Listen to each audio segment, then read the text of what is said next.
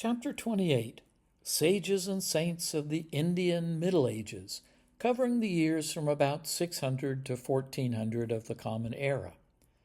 Before we get to the sages and saints, let's set some context in Part 1 and take a brief look at some of the developments that led up to the Middle Ages, and while we're at it, also take a peek at some of the fantastic religious architecture which illustrates some of the religious passion of the times. Having had the bounty of visiting India, I couldn't leave this out.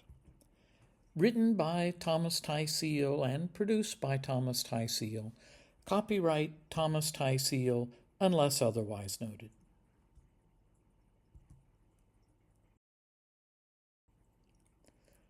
Let's start by reviewing what we've already covered. In Chapter 10, we reviewed some basic Hindu terms and explored the transition from the ritual-centered Vedic religion to the more metaphysically centered Vedantic religion, as Hindu thought evolved and began to incorporate the teachings of the Upanishads. In Chapter 11, we went on to discuss four major characters in the epics, Rama, Krishna, Shiva, and the goddess, and we introduced the Puranas. All of this was present when the Middle Ages began in India.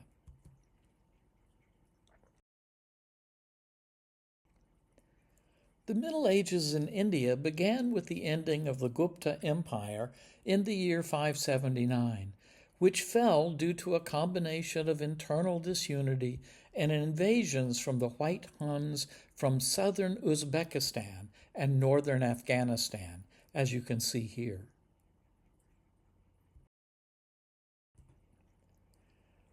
Let's consider some religious characteristics of the Gupta period upon which future dynasties built. The Gupta period from 320 of the Common Era to 550 of the Common Era is known as the Golden Age of Hinduism. Their kings were devoted Hindus and tended to be proponents of Vaishnavism, that is, those who believe in the avatars, the incarnations of Vishnu. Vaishnavism began gaining strength some 800 years before the Gupta dynasty, when the Upanishads began to be widely known, starting around the year 500 BCE. While Vishnu is briefly mentioned in the early Vedas, in the Upanishads Vishnu came to assume the personified form of the all-pervasive Brahman, the chief subject of the Upanishads. The word Vishnu, in fact, means all-pervasive. The Vaishnavite movement was strengthened by the widespread circulation of the great Hindu epics beginning around 200 BCE that glorified Rama and Krishna and other avatars of Vishnu, a process that extended up into and beyond the Gupta era. The movement grew stronger still in the Middle Ages of India through the 12 poet saints of the Alvars, who championed intense emotional devotion to Lord Vishnu. The Vaishnavite kings of the Gupta era were, however, religiously tolerant and supported Shaivites as well as Buddhists and Jains.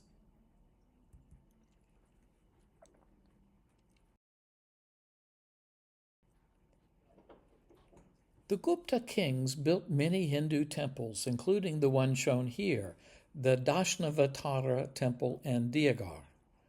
It was a square sanctum, that is, sacred space, which housed the figure of a now missing deity. As you can see, the sanctum is crowned with a now dilapidated pyramidal tower. Towers are called shikara, meaning mountain peaks in Sanskrit. The exterior walls of the temple contained intricate sculptural panels depicting stories of Vishnu. The central temple was surrounded by four smaller shrines, one off each corner in what is called a quinzux pattern, as you can see here at the upper right.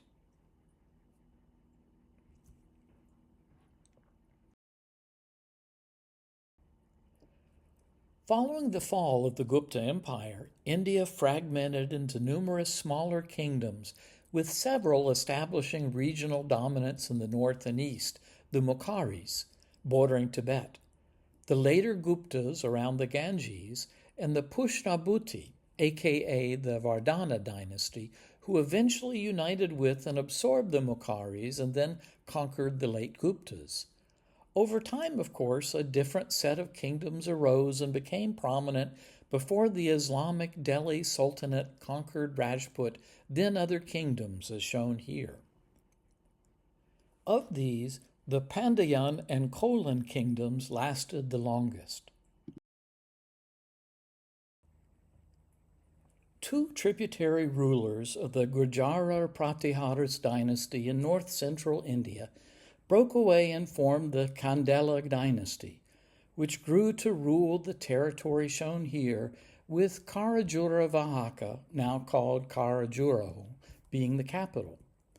Starting around the year 1025 of the Common Era, in Karajura Vahaka, the rulers began building the fantastic Kandiraya Mahadeva temple, whose sanctum sanctatorium, called a womb chamber or Garbhagriha in Sanskrit, was dedicated to Shiva, and in which was a marvel Shiva Linga, a cylindrical domed stone representing the male principle inside the womb chamber, and thus the union of male and female principles of life, which is, of course, a Hindu version of yin and yang.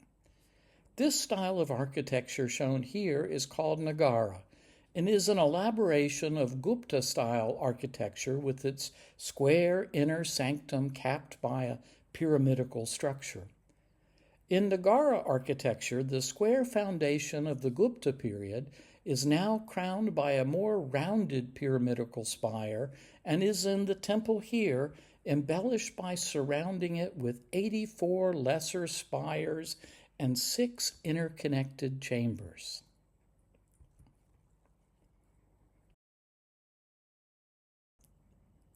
Here's another famous religious site that has survived from the Middle Ages and is an example of Kalinga architecture, a regional subtype of the Nagara temple architectural style.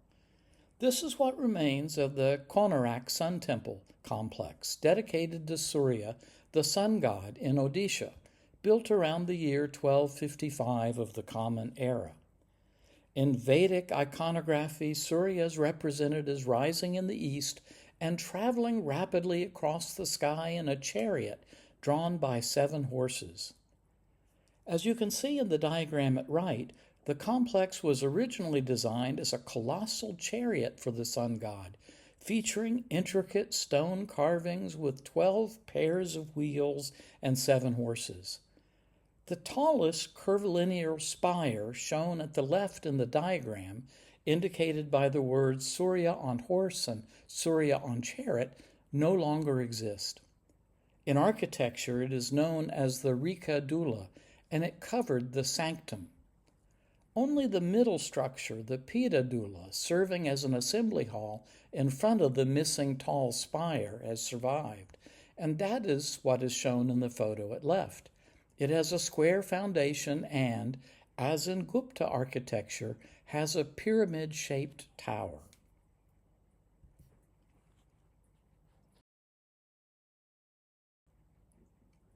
At left is a depiction of the Chanakeshava temple complex at Belur in southern India. Chanakeshava means handsome Keshava, and Keshava is a long-haired form of Vishnu. The temple complex also features scenes from the life of Krishna, an avatar of Vishnu. Construction began in 1117 of the Common Era. The architectural style is called Hoysala, after the Hoysala Empire. It features a stellate-shaped sanctum above which is a tall tower shown at right with a statue of Garuda in front. Garuda is Vishnu's winged mount who guards against evil and sustains the universe. Ornate carvings depicting scenes from the Ramayana, Mahabharata, and Puranas decorate the multi-tiered tower, as well as most buildings in the complex.